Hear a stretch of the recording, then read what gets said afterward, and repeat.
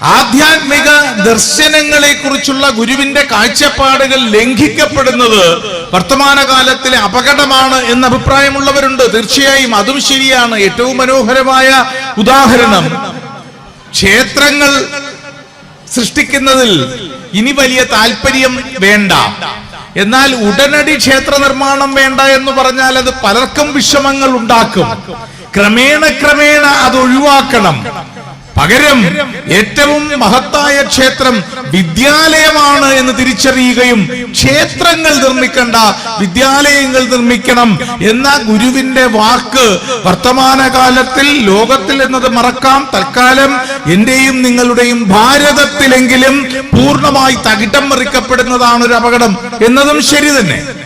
പക്ഷെ ഞാൻ ഈ വേദിയിൽ വർത്തമാനകാലത്തിൽ ഗുരുദേവ സ്മരണകൾ നേരിടുന്ന ഏറ്റവും വലിയ ഭീഷണി വിജ്ഞാനത്തെ കുറിച്ചുള്ള ഗുരുവിന്റെ മഹൽ ദർശനത്തെ തകിടം മറിക്കുവാനുള്ള ശ്രമം നടക്കുന്നു എന്നുള്ളതാണ്.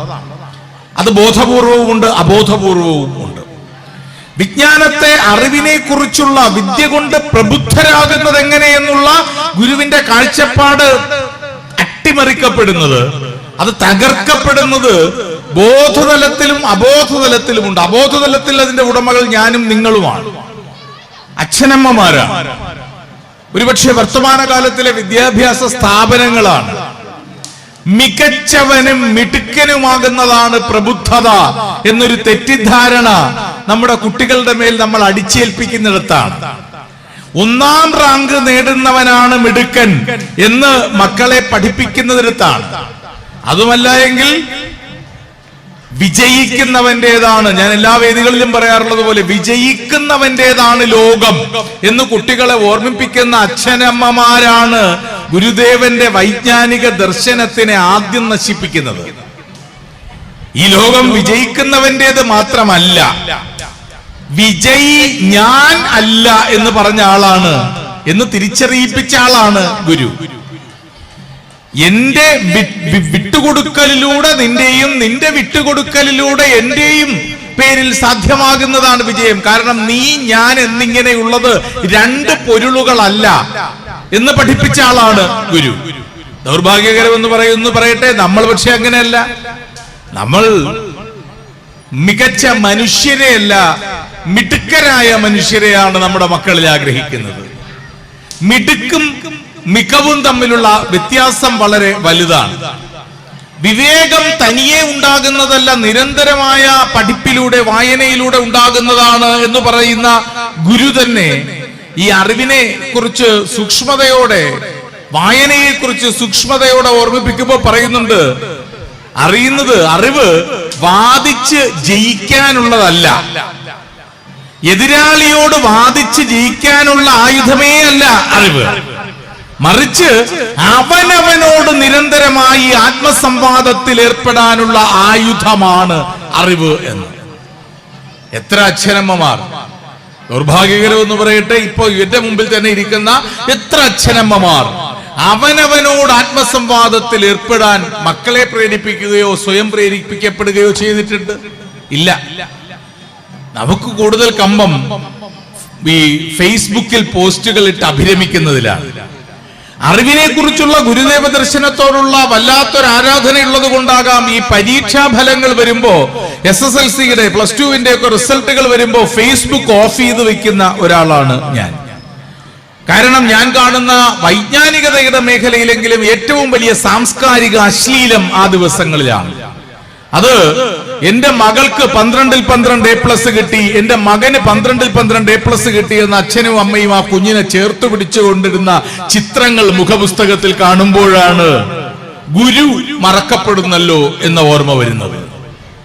വർഷത്തിൽ ബാക്കി 364 ദിവസവും സ്വന്തം ബാങ്ക് ബാലൻസ് എങ്ങനെ വർദ്ധിപ്പിക്കാം, സഹപ്രവർത്തകനുള്ളതിനേക്കാൾ മികച്ച വാഹനം എങ്ങനെ സ്വന്തമാക്കാം, കൂടുതൽ ഗംഭീരമായ വീട് എങ്ങനെ വയ്ക്കാം എന്ന് നെട്ടോട്ടം ഓടുന്നതിനിടയിൽ ദിവസത്തിൽ ഒരു തവണ പോലും ആ കുഞ്ഞിനോടൊപ്പം ഇരുന്ന് ആഹാരം കഴിക്കാനോ അതിന്റെ മനസ്സിന്റെ ആകുലതകൾക്കോ സംശയങ്ങൾക്കോ സന്ത്രാസങ്ങൾക്കോ മറുപടി കൊടുക്കാനോ അതിന്റെ ആ ദിവസത്തെ വിശേഷ ആഹ്ലാദത്തിന്റെ കാരണമോ സങ്കടത്തിന്റെ കാരണമോ അന്വേഷിക്കാനോ എന്തിന് ആ കുട്ടിയുടെ മൂർധാവിൽ ദിവസത്തിൽ ഒരു തവണ ഒരു മുത്തം കൊടുക്കാനോ പോലും സമയം കണ്ടെത്താത്ത അച്ഛനും അമ്മയ്ക്കും വർഷത്തിലെ അവസാനിക്കുന്ന ഒരൊറ്റ ദിവസത്തിൽ ഫേസ്ബുക്കിൽ പോസ്റ്റിട്ട് അഭിരമിക്കാനുള്ളതാണ് ആ പൂമ്പാറ്റയുടെ 12A+ എന്ന് അച്ഛനും അമ്മയും കരുതുന്നിടത്ത് ആ അച്ഛന്റെയും അമ്മയുടെയും മനസ്സിൽ മായ്ക്കപ്പെടുന്ന പേരിന്റെ ഉടമയുടെ പേരാണ് ശ്രീനാരായണ ഗുരു എന്നുള്ളത്.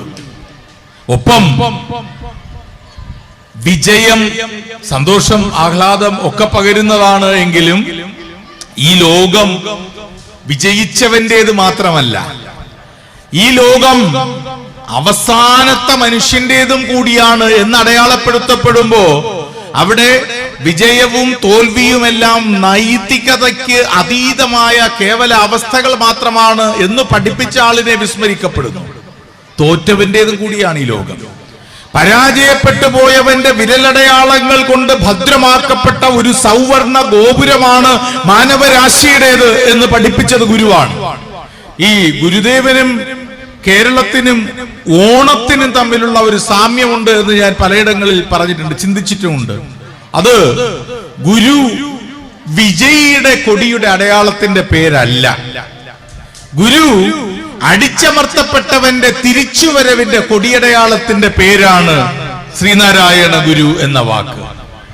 കാലാകാലങ്ങളായി മനുഷ്യനായി പോലും പരിഗണിക്കാതെ അടിച്ചമർത്തപ്പെട്ടു പോയ ഒരു സമൂഹത്തിന്റെ മുഴുവൻ ജീവൽ രക്ഷാ നായകനായി വന്ന ഉജ്ജ്വലമായ ഒരു ജീവൽ പ്രക്ഷോഭത്തിന്റെ കൊടിയടയാളത്തിന്റെ പേരാണ് ശ്രീനാരായണ ഗുരു.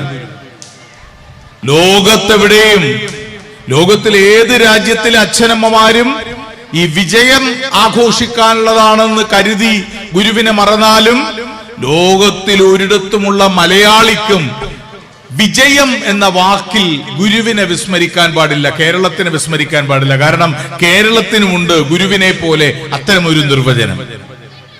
ഗുരു കേരളീയനായതും പലപ്പോഴും ഗുരുവിന്റെ ദർശനങ്ങൾ കേരളീയമാകുന്നതും അക്കാരണങ്ങളൊക്കെ കൊണ്ട് തന്നെയാണ്. ലോകത്തിൽ ഒരുപാട് രാജ്യങ്ങളുണ്ട്. ഈ രാജ്യങ്ങളിലെല്ലാം വിസ്മയകരമായ ഉത്സവങ്ങൾ, ആഘോഷങ്ങളുണ്ട്. സ്കാൻഡിനേവിയൻ രാജ്യങ്ങളിൽ പോയാൽ പംകിൻ ഫെസ്റ്റിവൽ, മത്തങ്ങയുടെ പേരിലുള്ള ഉത്സവങ്ങളുണ്ട്. ഓറഞ്ച് ഫെസ്റ്റിവൽ, പൊട്ടറ്റോ ഫെസ്റ്റിവൽ, നിറങ്ങളുടെ പിങ്ക് ഫെസ്റ്റിവൽ, പല നിറങ്ങളുടെ പല ഫലങ്ങളുടെ പേരിൽ ചായങ്ങൾ വാരിയൊഴിച്ച് വിവിധ രാജ്യങ്ങളിലെ ഉത്സവങ്ങൾ. ലക്സംബർഗിൽ പ്രണയത്തിന്റെ ആഘോഷത്തിന് വാലന്റൈൻസ് ഡേ അല്ല, അവരുടെ ഒരു ഫെസ്റ്റിവൽ തന്നെയുണ്ട്, ഒരു പ്രണയം വിജയിച്ചതിന്റെ പേരിൽ. ഈ ലോകത്തിലെ ഉത്സവങ്ങളുടെ ചരിത്രം ഇങ്ങനെ എടുത്ത് പരിശോധിച്ച് അതിന്റെ ഇതിവൃത്തങ്ങളിലേക്ക് സഞ്ചരിച്ചാൽ കാണാൻ കഴിയുക ഈ എല്ലാ ഉത്സവങ്ങളുടെയും ഹേതു വിജയമാണ്.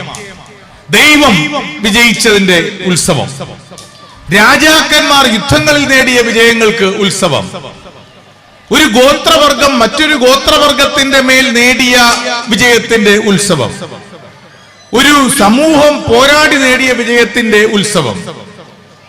ലോകത്തിൽ ഒരിടത്തു മാത്രം അതങ്ങനെയല്ല. ലോകത്തിൽ ഒരൊറ്റ ജനതയ്ക്ക് മാത്രം ഉത്സവത്തിന്റെ അടയാളം വിജയമല്ല. ഉത്സവത്തിനു വേണ്ടി ഉയർത്തപ്പെടുന്ന പതാകയുടെ നിറത്തിന്റെ പേരും വിജയം എന്നല്ല, മറിച്ച് പരാജയപ്പെട്ടവന്റെ, അടിച്ചമർത്തപ്പെട്ടവന്റെ മടങ്ങിവരവ് എന്നാണ്. അത് ലോകത്തിൽ ഒരു ജനതയ്ക്കേ ഉള്ളൂ. ആര് ചവിട്ടിത്താഴ്ത്തിയാലും ഏത് ഇരുളിന്റെ പാതാളത്തിൽ നിന്നും ഒരു പൂർവസ്മരണയിൽ എന്നതുപോലെ ആഹ്ലാദത്തിന്റെ ലോകത്തേക്ക് എത്തുന്ന മഹാബലിയുടെ ഹൃദയത്തെയാണ്, ചവിട്ടിത്താഴ്ത്തിയ വാമനന്റെ പാദത്തെയല്ല, പാതാളത്തിൽ നിന്നും മലയാളികളുടെ മനസ്സുകളിലേക്ക് മടങ്ങി വരുന്ന മഹാബലിയുടെ ഹൃദയത്തെ, അടിച്ചമർത്തപ്പെട്ടവന്റെ തിരിച്ചുവരവിനെ ദേശീയോത്സവമായി കാണാൻ കഴിയുന്ന ആ ജനതയുടെ പേര് മലയാളി എന്നാണ്. ആ ഒരൊറ്റ നാടിന്റെ പേര് കേരളം എന്നുമാണ്. ആ കേരളത്തിൽ അടിച്ചമർത്തപ്പെട്ടവന്റെ തിരിച്ചുവരവിനെ, ഉത്സവത്തിന് കാരണമായി കാണുന്ന ആ നാട്ടിൽ വിജയം ആഘോഷിക്കപ്പെടേണ്ടതല്ല, മറിച്ച് വിജയം, പരാജയം എന്നീ വാക്കുകളുടെ വരമ്പുകൾക്ക് അപ്പുറത്ത് ഞാൻ മരിക്കുന്നിടത്ത് ഉദിക്കുന്ന സൂര്യന്റെ പേരാണ് ഗുരു എന്നീ കാലം തിരിച്ചറിയുമ്പോഴാണ് ഗുരു എന്ന വിജ്ഞാനിയെ മറക്കാതിരിക്കാൻ കഴിയുക. ഞാൻ മരിക്കുന്നിടത്ത് ഗുരു ജനിക്കുന്നു.